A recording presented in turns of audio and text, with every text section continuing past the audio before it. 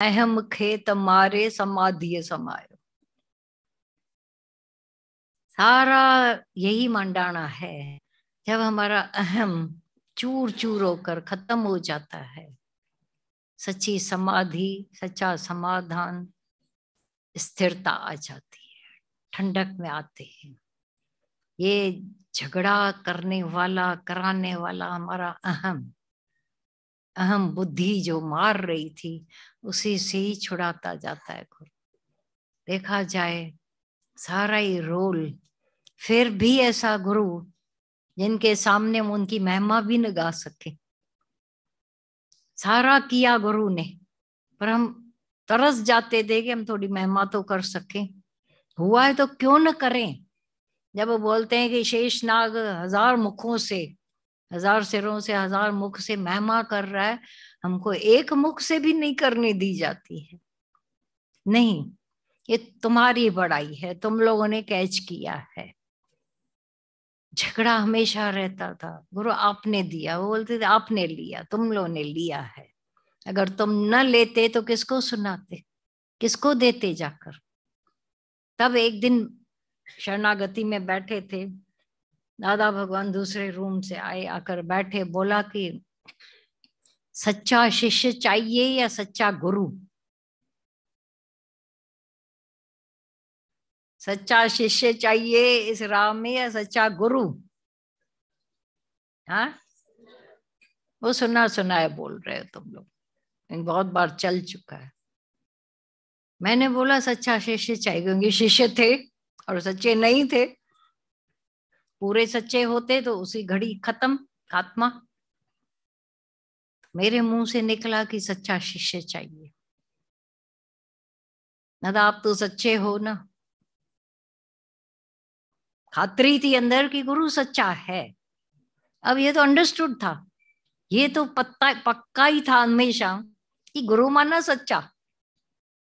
तो आगे आंखें खोली गई कि दुनिया में व्यापार बड़ा लगा पड़ा है। तब जो बोला, ध्यान दिलवाया, अंतर गोता लगवाया कि तुम कितने भी सच्चे हो जाओ, तुमको सच्चा गुरु न मिले तो कहाँ पहुंचोगे। इंजन है ही नहीं, डब्बे क्या करेंगे। इंजन है ही नहीं, डब्बे क्या करेंगे। तो ऐसा जब सुना तो और फिर ध्यान गया कि बराबर है, हमको तो सहज मिल गया है, हमको पता भी नहीं। जैसे बिना मेहनत के सच्चा गुरु मिल गया था, झूठ का पता भी नहीं था कि झूठ क्या होता है। दुनिया में कितना कूट रहा है, झूठ कूट रहे हैं लोग। यहाँ तो था ही महासत्य, जिसको सत्य को ऐसा डायरेक्ट सूर्य को देखने वाली आंखें भी नहीं होती हैं, इतना सत्य था। स्लोली स्लोली धारण करवाता गया, गुरु ही करवाता है ये पूरा काम। दादा भगवान ने, गीता भगवान ने और माता ने, और अभी भी हम लोगों का एक आपसी जो बहुत ही बॉन्डिंग है वो कार्य कर रही है। बॉन्डिंग जो होती है वो बड़ा काम करती है। आपसी एक समझ, अंडरस्टैंडिंग, प्रेम, क्योंकि लास्ट में तो बच ही जाता है प्रेम। और ये प्रेम परमात्मा वाला ही काम करता है। तो ये मेहनत जो उन्होंने की, माता अपने देह को सालों तक नहीं देखा उन्होंने, तकलीफें आ गई थी उनके शरीर में, जिसका भुगतान में भी ऐसा लगा कि सोकर ही हुआ इतने सालों तक। पर कभी कंप्लेन उनके अंदर से नहीं निकली कि देखो मैंने बहुत दौड़ लगाई, मैं यहाँ गए, मैं उनके लिए गए, मेरे को देखो क्या हुआ है। माता आपको सोना पड़ रहा है, बोला इतने सालों तक घूमे भी तो है ना, क्या नहीं इसको घुमाया फिराया, सब मिला है इसको। अब अगर सोना पड़ रहा है तो कंप्लेन काहे की। ये सभी बोल के जाते थे माता को, माता 2 दिन बुखार में सोना पड़ता है तो हमारी हालत हो जाती है, आपके इतने साल, साल हैं कहाँ। विचार करके देखो, ये प्रश्न ऐसा है जो सबके अंदर दिलों में आता है। भले हालत ना आवे, जरूरी नहीं हालत क्यों आवे, पर ये प्रश्न जरूर आता है।